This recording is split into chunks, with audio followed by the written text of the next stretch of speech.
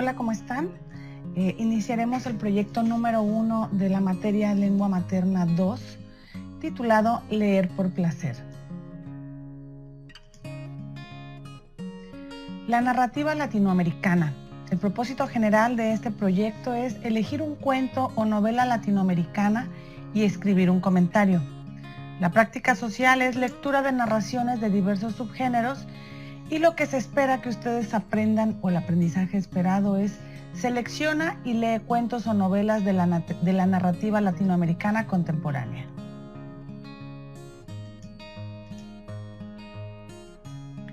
La narración es una forma del discurso que consiste en relatar una serie de sucesos relacionados por causas, efectos o temporalidad de sus acciones.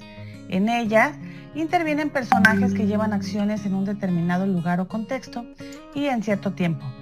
En el ámbito literario hay dos tipos de narraciones, una es el cuento y la otra es la novela. Nosotros nos vamos a enfocar a lo que es el cuento. El cuento se compone de tres partes, que es la introducción, nudo y desenlace. La introducción es la parte inicial de la historia, donde se presentan todos los personajes y sus propósitos, pero principalmente se presenta la normalidad de la historia. La introducción sienta las bases para que el nudo tenga sentido. Pueden encontrar más información al respecto en la página 15 y 16 de su libro de textos.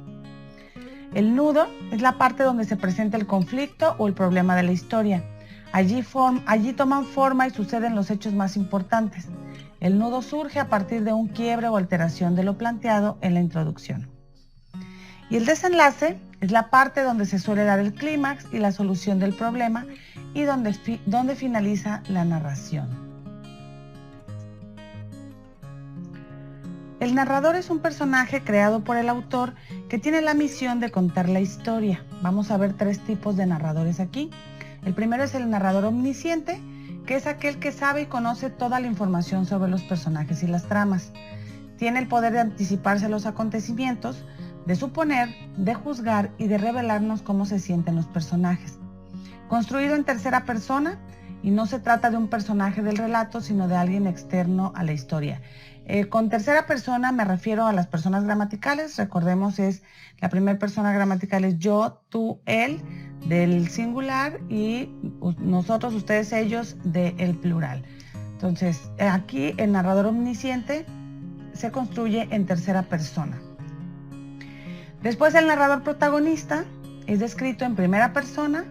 Acuérdense que debe ser yo o nosotros. Y también conocido como narrador personaje. Es fácil de identificar porque la voz que cuenta la historia es el personaje principal y se sitúa en el centro de la acción. La principal característica de este reside en que forma parte de la historia.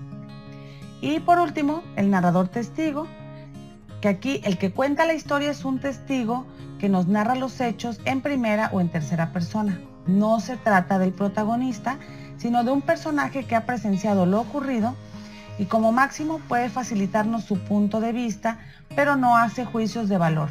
También se le conoce como narrador observador. El ambiente en el cuento. El ambiente de un cuento es el lugar en el que transcurre la acción del relato y donde se encuentran los personajes. Podemos encontrar tres tipos de ambientes a la hora de leer un cuento. Primero es el ambiente físico. Ahí es el sitio donde se desenvuelve la historia y donde los personajes llevan a cabo las acciones.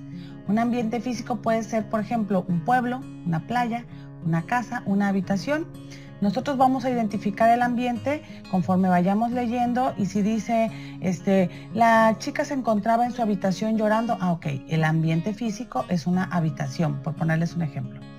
Después, el ambiente social o sociológico es la condición social en la que se desenvuelve la acción, tomando en cuenta el nivel cultural, económico, religioso y la clase social a la que pertenecen los personajes de la narración.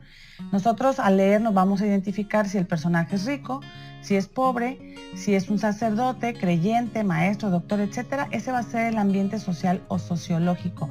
Cuando nosotros identificamos en cada uno de los personajes cuál es el estatus o el nivel cultural en el que se desarrollan o cuál es su actividad económica, la actividad económica que realicen, si es ama de casa, si el señor es un carpintero, Es como identificamos el ambiente social.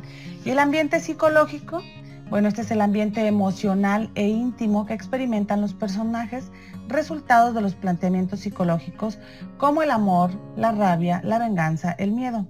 También dentro de las descripciones de los personajes nos pueden mencionar, Juan estaba muy enojado con su hijo porque no realizó la tarea. Ok, entonces estamos ahí, nos está mostrando un ambiente de enojo, de rabia por parte del papá. Y bueno, en la lectura nosotros vamos a ir identificando si se encontraba feliz, si se encontraba enamorado, si estaba enojado, si tenía miedo.